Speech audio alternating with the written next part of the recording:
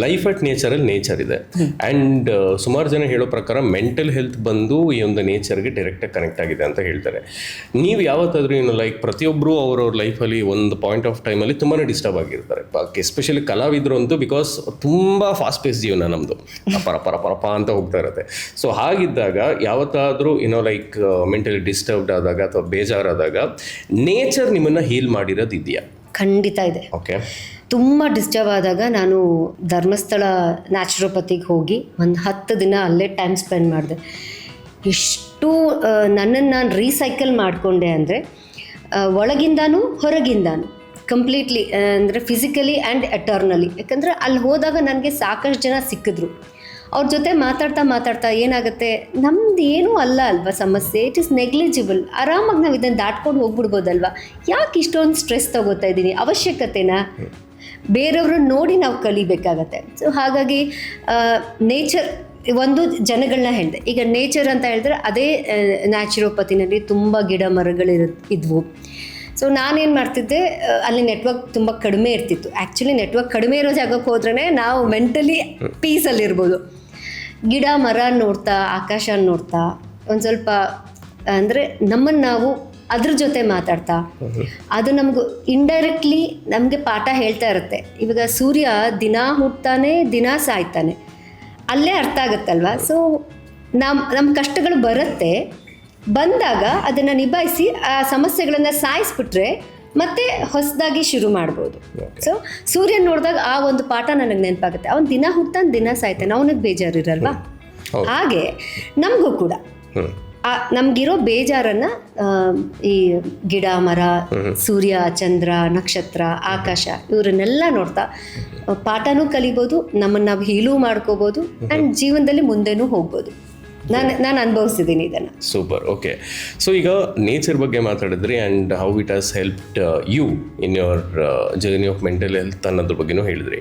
ಈಗ coming to your ಯೂತ್ಫುಲ್ನೆಸ್, ಏನು secret? Like ಕೆಲವೊಬ್ರು ಹೇಳ್ತಾರೆ ಲೈಕ್ ಕೆಮಿಕಲ್ಸ್ ಕಮ್ಮಿ ಉಪಯೋಗಿಸ್ಬೇಕು, ತುಂಬ ನ್ಯಾಚುರಲ್ ಆಗಿರಬೇಕು ಅಂತ ಕೆಲವೊಬ್ರು ಹೇಳ್ತಾರೆ.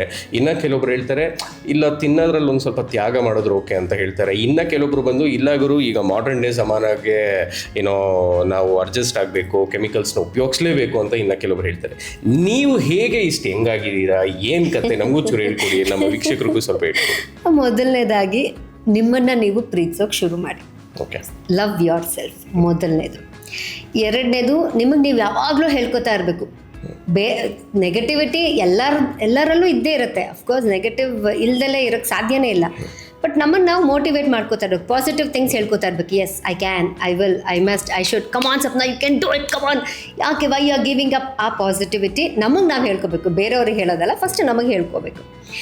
ಮೂರನೇದು, ಎಕ್ಸಸೈಸ್ ಇಂಪಾರ್ಟೆಂಟ್. ಅದ್ರ ಜೊತೆಗೆ ನಮ್ಮ ಫುಡ್ ಹ್ಯಾಬಿಟ್ಸು ತುಂಬ ಇಂಪಾರ್ಟೆಂಟ್. ಆಮೇಲೆ ನಮ್ಮ ವಾತಾವರಣನೂ ತುಂಬ ಇಂಪಾರ್ಟೆಂಟ್. ಎಕ್ಸಸೈಸ್ ಮುಂಚೆ ತುಂಬ ಮಾಡ್ತಿದ್ದೆ, ಯೋಗ ಎಲ್ಲ ಮಾಡ್ತಿದ್ದೆ, ಈಗ ಮಾಡೋಕ್ಕೆ ಆಗ್ತಿಲ್ಲ.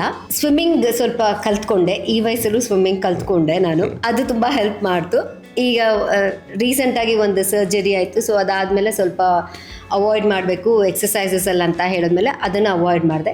ಈಗ ಏನು ಮಾಡಿದ್ದೀನಿ, ಸ್ವಲ್ಪ ಈ ಆಧ್ಯಾತ್ಮ ಎಲ್ಲ ತಿಳ್ಕೊತಾ ಇದ್ದೀನಿ. ಈ ಹೆಂಗೆ ನಮ್ಮ ದೇಹಕ್ಕೆ ಎಷ್ಟು ಅವಶ್ಯಕತೆ ಇದೆ, ಆಹಾರ ಎಷ್ಟು ಅವಶ್ಯಕತೆ ಇದೆ, ನಮ್ಮ ಎಕ್ಸಸೈಸ್ ಎಷ್ಟು ಅವಶ್ಯಕತೆ ಇದೆ, ಇದೆಲ್ಲ ತಿಳ್ಕೊಂಡು ಓಕೆ ನನ್ನನ್ನು ನಾನೇ ಏನಾದರೂ ರೀಫಾರ್ಮ್ ಮಾಡ್ಕೋಬೇಕಲ್ಲ ಅಂತ ಹೇಳಿ ಸ್ವಲ್ಪ ಈ ಫುಡ್ ಹ್ಯಾಬಿಟ್ಸನ್ನು ಕಟ್ ಡೌನ್ ಮಾಡಿಕೊಂಡೆ.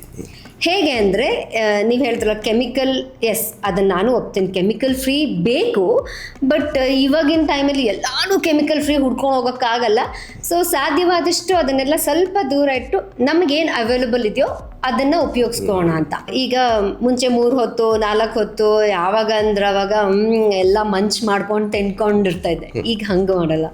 ಬೆಳಗ್ಗೆ ಶುರು ಮಾಡೋದೇ ನಾನು ಹಸಿ ಕರಿಬೇವಿನ ಎಲೆನ ಖಾಲಿ ಹೊಟ್ಟೆನಲ್ಲಿ ತಿಂತೀನಿ.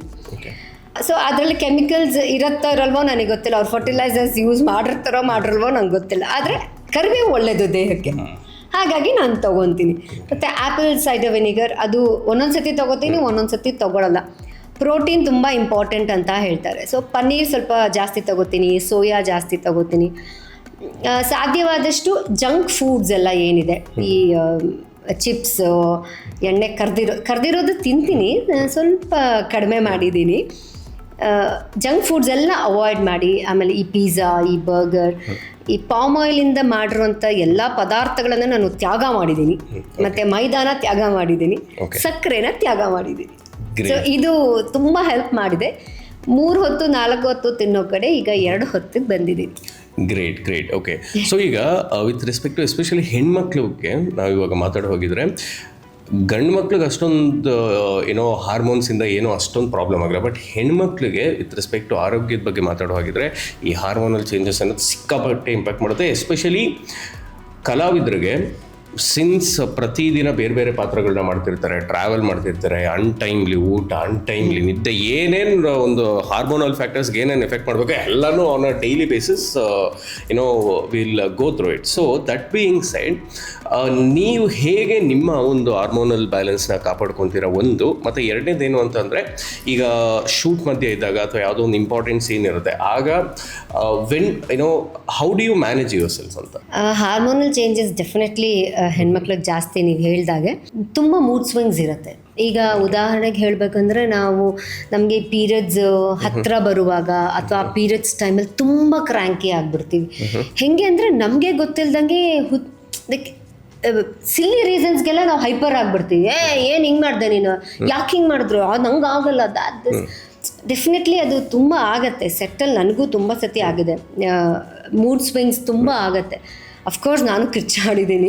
ಬಟ್ ಅದನ್ನು ಅರ್ಥ ಮಾಡಿಕೊಂಡ್ರೆ, ನಮ್ಮ ಸುತ್ತಲೂ ಇರೋರು ಅರ್ಥ ಮಾಡಿಕೊಂಡ್ರೆ, ಮೂಡ್ ಸ್ವಿಂಗ್ಸ್ ಆಗ್ತಾ ಇದೆ, ಅದಕ್ಕೆ ಹಿಂಗೆ ಅಂತ ಅರ್ಥ ಮಾಡ್ಕೊಂಡ್ರೆ ಪ್ರಾಬ್ಲಮ್ ಬರಲ್ಲ. ಆ ಮೂಡ್ ಸ್ವಿಂಗ್ಸ್ನ ಅರ್ಥ ಮಾಡ್ಕೊಳ್ದೇ ಇದ್ರೆ ಸಮಸ್ಯೆ ಆಗುತ್ತೆ. ಬಟ್ ಅದು ನಮಗೆ ಗೊತ್ತಿಲ್ಲದೆ ಆಗೋದ್ರಿಂದ ನಾವು ಏನೂ ಮಾಡೋಕ್ಕಾಗಲ್ಲ. ನಾವು ಎಷ್ಟೇ ಆಮೇಲೆ ಅನ್ಸುತ್ತೆ, ನಾನು ಯಾಕೆ ಹಿಂಗೆ ಆಡಿದೆ, ಇಟ್ ಇಸ್ ಸೋ ಸಿಲ್ಲಿ ಅಲ್ವಾ ಅಂತ ಅನ್ಸುತ್ತೆ. ಬಟ್ ಅದು ಆ ಟೈಮಲ್ಲಿ ನಮ್ಗೆ ಅದು ಸಿಲ್ಲಿ ಅನ್ಸಲ್ಲ. ಇಟ್ ಇಸ್ ಲೈಕ್ ದೊಡ್ಡ ಬೆಟ್ಟ ಥರ ಕಾಣಿಸ್ತಿರತ್ತೆ ನಮಗೆ, ಇಷ್ಟು ದೊಡ್ಡ ಸಮಸ್ಯೆ ಇದೆ, ಇದನ್ನು ಹೆಂಗಪ್ಪ ನಿಭಾಯಿಸೋದು, ಈ ಥರ ಎಲ್ಲ ಬಂದ್ಬಿಡತ್ತೆ. ಸೊ ಆ ಮೂಡ್ ಸ್ವಿಂಗ್ಸನ್ನ ನಾವು ಅರ್ಥ ಮಾಡ್ಕೊಳ್ಳೋಕ್ಕಿಂತ ನಮ್ಮ ಸುತ್ತಲೂ ಇರೋರು ಅರ್ಥ ಮಾಡಿಕೊಂಡ್ರೆ ಕೆಲಸ ಸ್ಮೂತಾಗಿ ಆಗತ್ತೆ. ಆ್ಯಂಡ್ ನೀವು ಹೇಳ್ದಂಗೆ ಪಾತ್ರಗಳು ತುಂಬ ಹಿಂದೆ ಏನಾಗ್ತಿತ್ತು, ಪದ್ಮಾವತಿ ಸೀರಿಯಲಲ್ಲಿ ನಾನು ಸ್ವಲ್ಪ ಕಾಮಿಡಿ ಕಮ್ ವಿಲನಿಶ್, ಅದೇ ಆಪೋಸಿಟ್ ಆಗಿ ಕಮಲಿ ಸೀರಿಯಲ್ಗೆ ಬಂದರೆ ಅಲ್ಲಿ ತುಂಬ ಸ್ಟ್ರಿಕ್ಟು, ಪೊಸೆಸಿವ್ ತಾಯಿ, ಮನೆಯೆಲ್ಲ ಸ್ಟ್ರಿಕ್ಟ್ ಆಗಿರಬೇಕು ಆ ಥರ. ಸೊ ತುಂಬ ಜನ ಕೇಳೋರು ನನಗೆ, ನೀ ಹೆಂಗೆ ಮ್ಯಾನೇಜ್ ಮಾಡ್ತೀಯಾ ನೀನು, ಇಲ್ಲಿ ಈ ಥರ ಪಾತ್ರ, ಅಲ್ಲಿ ಆ ಥರ ಪಾತ್ರ, ಹೌ ಡು ಯು ಮ್ಯಾನೇಜ್?